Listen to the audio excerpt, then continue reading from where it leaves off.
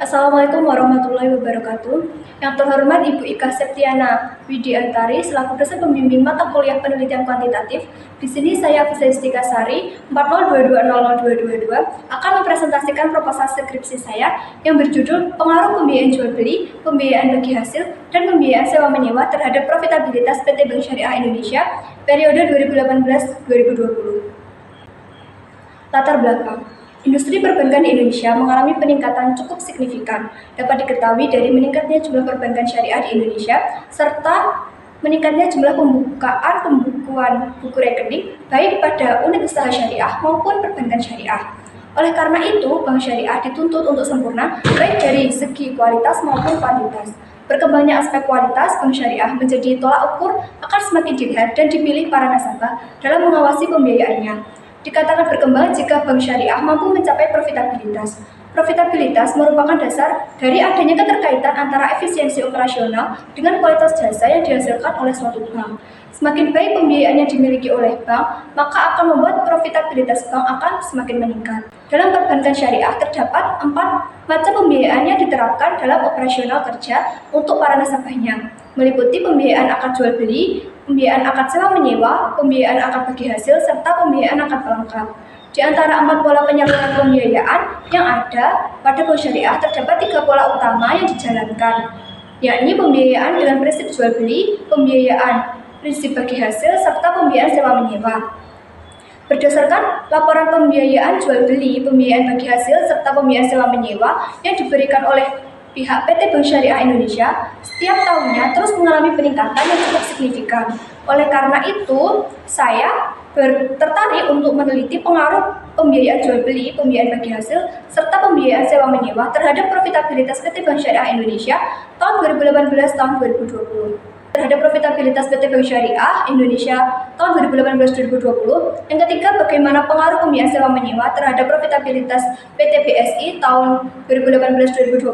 Dan yang terakhir, bagaimana pengaruh pembiayaan jual beli, pembiayaan bagi hasil, dan pembiayaan sewa menyewa terhadap profitabilitas PT Bank Syariah Indonesia tahun 2018-2020. Adapun tujuan penelitian ini yaitu mengetahui pengaruh pembiayaan bagi hasil, pembiayaan jual beli, pembiayaan sewa menyewa terhadap profitabilitas PT Bank Syariah Indonesia tahun 2018-2020, serta untuk mengetahui pengaruh pembiayaan jual beli bagi hasil dan pembiayaan sewa menyewa terhadap profitabilitas secara bersama-sama di PT Bank Syariah Indonesia tahun 2018 hingga tahun 2020.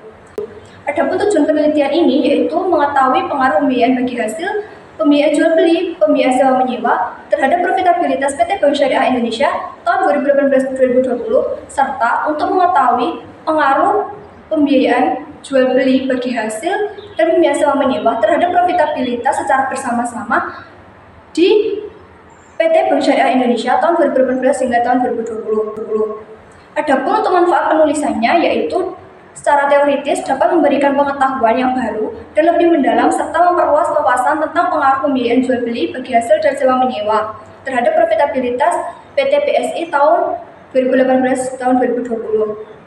Secara praktis yaitu menjadi bahan masukan dan informasi bagi perusahaan dalam meningkatkan kinerja keuangan perusahaan, utamanya melalui pengoptimalan struktur pembiayaan yang disalurkan kepada nasabah.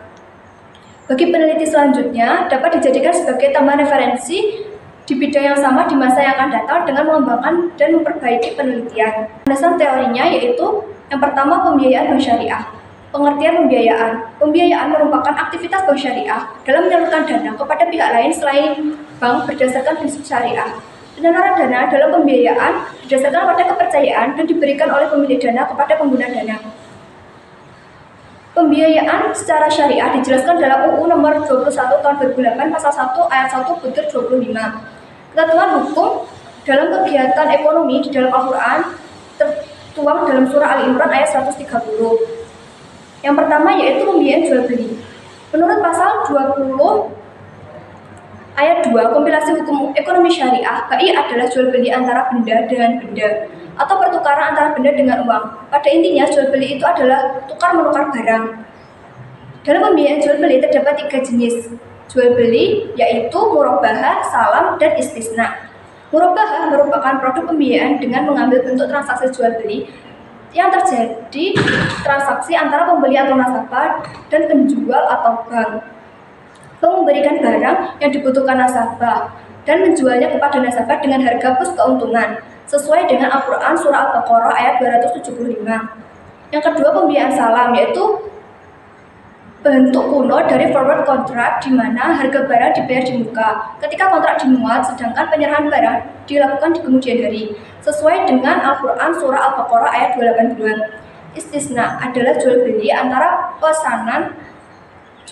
pemesan dan penerima pesanan, di mana spesifikasi dan harga barang disepakati di awal, sedangkan pembayaran dilakukan secara bertahap sesuai kesepakatan, atau bisa juga dilakukan di awal atau di akhir. Kedua, pembiayaan bagi hasil adalah penyaluran dana bank syariah yang berupa pembiayaan dengan kemitraan atau kerjasama. Persentase nisbah bagi hasil adalah sebagai keuntungan setiap pihak sesuai dengan kesepakatan di awal akad. Prinsip bagi hasil sendiri terbagi dalam beberapa produk, yaitu 1. Mudharabah. Pembiayaan mudharabah adalah pembiayaan yang dilakukan oleh pihak bank syariah untuk membiayai 100% kebutuhan dana dari suatu usaha tertentu, sedangkan nasabah sesuai dengan keahlian yang dimilikinya menjalankan usaha tersebut dengan sebaik-baiknya. Yang kedua, pembiayaan musyarakah, yaitu akad bagi hasil antara 2 atau lebih pengusaha pemilik dana atau modal bekerja sama sebagai mitra usaha, membiayai investasi usaha baru atau yang sedang berjalan. Yang ketiga, yaitu pembiayaan sewa menyewa, adalah pembiayaan untuk memanfaatkan jasa, baik jasa atas barang atau jasa atas tenaga kerja. Pada pembiayaan ini menerapkan akad ijarah dalam bertransaksi. Pada ijarah tidak terjadi perpindahan kepemilikan objek ijarah. Objek ijarah tetap menjadi pemilik yang menyewakan. Profitabilitas merupakan kemampuan perusahaan untuk menghasilkan laba. Analisis profitabilitas dapat dilakukan menggunakan rasio profitabilitas. Rasio ini dapat diukur dengan menggunakan total aset atau return on total aset atau ROA setelah bunga dan pajak yang dinyatakan dengan ROA sama dengan laba bersih per penjualan kali 100%. Adapun untuk studi penelitian terdahulu, saya menggunakan referensi penelitian sebanyak 5 buah terdiri dari beberapa skripsi dan jurnal yang secara simultan dapat diketahui bahwa pembiayaan jual beli bagi hasil serta sewa menyewa berpengaruh signifikan terhadap profitabilitas. Hasil penelitiannya menunjukkan bahwa ketika variabel tersebut berpengaruh signifikan terhadap profitabilitas. Kerangka berpikir dari penelitian ini yaitu X1 yaitu pembiayaan bagi jual beli, X2 pembiayaan bagi hasil, dan X3 pembiayaan sewa menyewa dengan variabel Y yaitu. Adapun hipotesisnya yaitu berupa hipotesis penelitian. Hipotesis ini adalah penjelasan sementara terkait fenomena atau keadaan tertentu yang telah terjadi atau yang akan terjadi. Yang pertama yaitu pengaruh pembiayaan jual beli terhadap profitabilitas PT Bank Syariah Indonesia tahun 2018-2020. Untuk HO-nya, pembiayaan jual beli tidak berpengaruh terhadap profitabilitas PT Bank Syariah Indonesia tahun 2018-2020, sedangkan HA-nya, pembiayaan jual beli berpengaruh terhadap profitabilitas. Yang kedua, pengaruh pembiayaan bagi hasil. Untuk H0-nya, pembiayaan bagi hasil tidak berpengaruh terhadap profitabilitas PT BSI, sedangkan HA-nya, pembiayaan bagi hasil berpengaruh terhadap profitabilitas PT BSI. Yang ketiga, pengaruh pembiayaan sewa terhadap profitabilitas PT Bank Syariah Indonesia tahun 2018-2020. H0-nya, pembiayaan sewa tidak berpengaruh, HA-nya, pembiayaan sewa berpengaruh. Dan yang terakhir yaitu pengaruh pembiayaan jual beli, pembiayaan bagi hasil, dan pembiayaan sewa menyewa terhadap profitabilitas PT Bank Syariah Indonesia 2018-2020. Untuk H0-nya tidak terdapat pengaruh terhadap pembiayaan jual beli, pembiayaan bagi hasil, dan pembiayaan sewa PT Bank Syariah Indonesia 2018-2020, sedangkan HA-nya, pembiayaan jual beli, pembiayaan bagi hasil, dan pembiayaan sewa berpengaruh terhadap profitabilitas PT Bank Syariah Indonesia 2018-2020. Rancangan penelitian. Pelaksanaan penelitian membutuhkan suatu perencanaan penelitian yang logis dan sistematis dalam bentuk rancangan penelitian. Penelitian ini menguji pengaruh variabel X, pembiayaan jual beli, pembiayaan bagi hasil, serta pembiayaan sewa terhadap variabel Y atau profitabilitas. Variabel penelitian dan definisi operasional. Definisi variabel independen, yaitu variabel bebas di mana variabel ini merupakan variabel yang mempengaruhi atau menjadi sebab timbulnya variabel dependen atau terikat. Dalam penelitian ini, variabel independen yang digunakan yaitu pembiayaan jual beli atau X1, pembiayaan bagi hasil X2, atau pembiayaan sewa atau X3. Definisi variabel dependent merupakan variabel yang dipengaruhi atau menjadi akibat karena adanya variabel bebas. Dalam penelitian ini, variabel dependentnya adalah profitabilitas atau variabel Y. Definisi operasional. Operasionalisasi variabel diperlukan untuk menentukan jenis dan indikator dari variabel-variabel yang terkait dalam penelitian.